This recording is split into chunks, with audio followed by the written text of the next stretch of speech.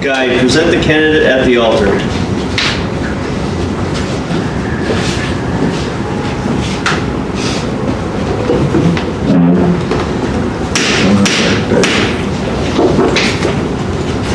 Good job.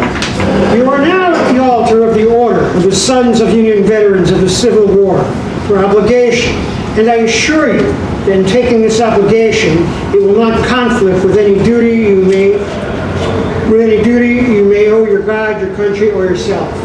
If you are willing to proceed, place your left hand, Nope. Oh, yeah, we have to go over here. Okay. place your left hand on the Bible.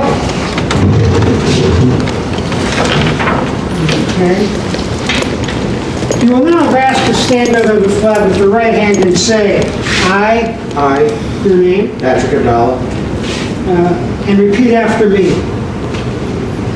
I, Patrick Abdallah, in the presence of the great Creator, in the presence of the great Creator, and witnessing members of this camp, and witnessing members of this camp, hereby volunteer and solemnly pledge myself to support and defend the government of the United States of America, to offer my life, if need be, to preserve the flag from being lowered in defeat, to always observe the day set aside by the Grand Army of the Republic as Memorial Day, sacred to the memory of the Union soldiers, sailors, and Marines of 1861 to 1865, and do in all my power to persuade others to do the same. To be faithful in all duties of citizenship, to be obedient to the law of the land, to obey the Constitution and regulations of this order, and to promote actively its objectives and interests, always and everywhere. So help me God. Continue. Guy, present the candidate at the commander station. You could use my badge in place. We do have one for you, but we're just going to show you this for now. I now show you the badge of our order. The inscription, Sons of Union Veterans of the Civil War, reminds us of our high estate and our duty to our country. We are the Sons of Union Veterans. May we prove ourselves worthy of this title.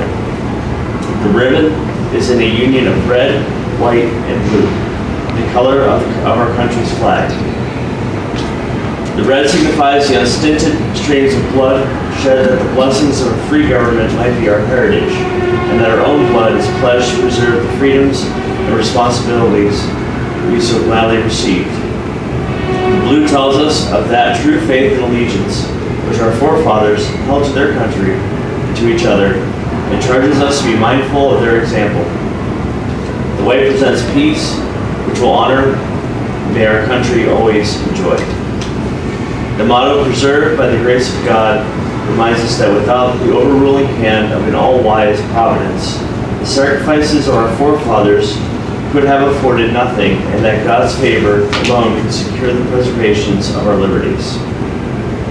Like the eagle, may we be quick to discover our country's needs, strong in its defense, and swift to carry out the objectives of our order. May you wear your badge long and proudly, and may it always be a guiding star to you in the discharge of your duties in private life and as a son of Union veteran of the Civil War.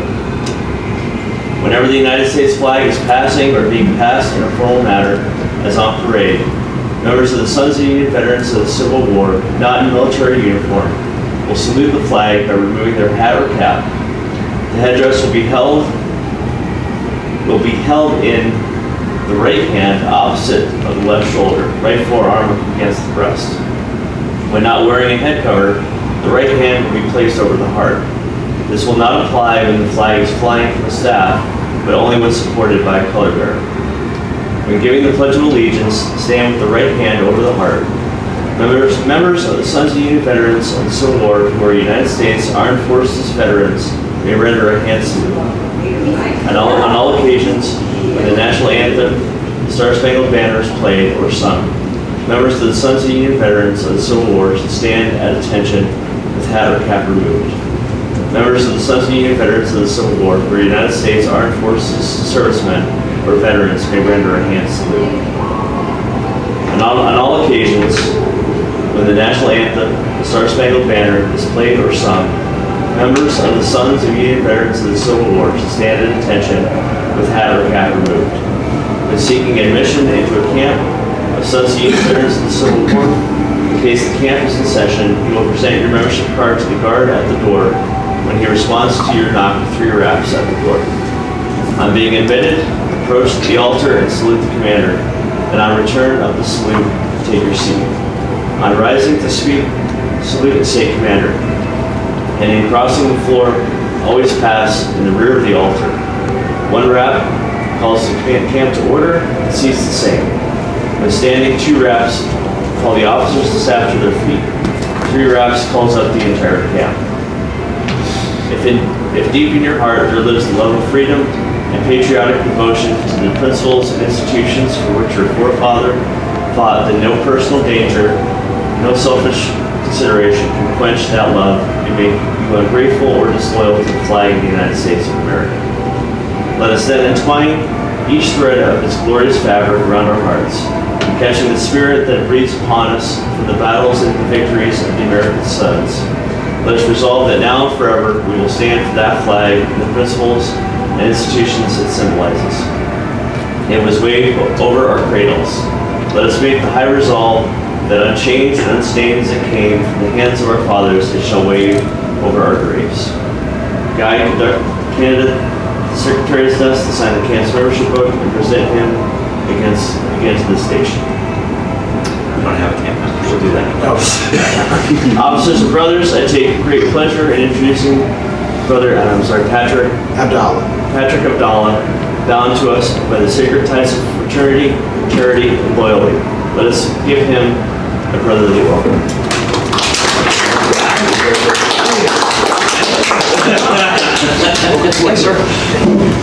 Thank you. Thank you. Thank you, Patrick.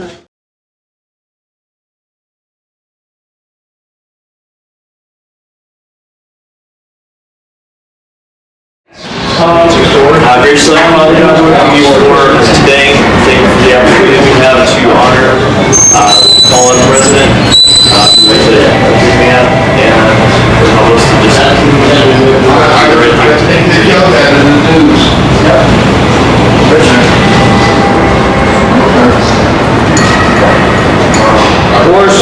7 years ago, our fathers brought forth this continent a new nation conceived in liberty and dedicated to the proposition that all men are created equal. Now we are engaged in a great civil war, testing whether that nation or any nation so conceived and so dedicated and long endured. We are met on a great battlefield of that war. We have come to dedicate a portion of that field as a final resting place for those who gave their lives that a nation might live. It is altogether fitting and proper that we should do this. But, in a larger sense, we cannot dedicate, we cannot concentrate, we cannot hollow this ground. The brave men, living and dead, who struggled here, have consecrated it far above our poor power to add or detract. The world will little know, nor long remember what we say here, but it can never forget what they did here. It is for us, the living rather, to be dedicated here to the unfinished work which they who fought here have thus far so nobly advanced. It is rather for us to be here dedicated to the great task remaining before us, that from these honored dead we take an increased devotion to that cause for which they gave the last full measure of devotion. that we here highly resolve that these dead shall not have died in vain, that this nation, under God, shall have a new birth of freedom, and that government of the people, by the people, for the people, shall not perish from the earth. Thank you, Rich. Bivouac of the Dead, which is a poem that's in all the national cemeteries. I haven't memorized, but the muffled drum sad roll has beat the soldier's last tattoo. No more on life's parade shall meet the brave and fallen few. On fame's eternal camping ground, their silent tents are spread, and glory guard with solemn round the bivouac of the dead.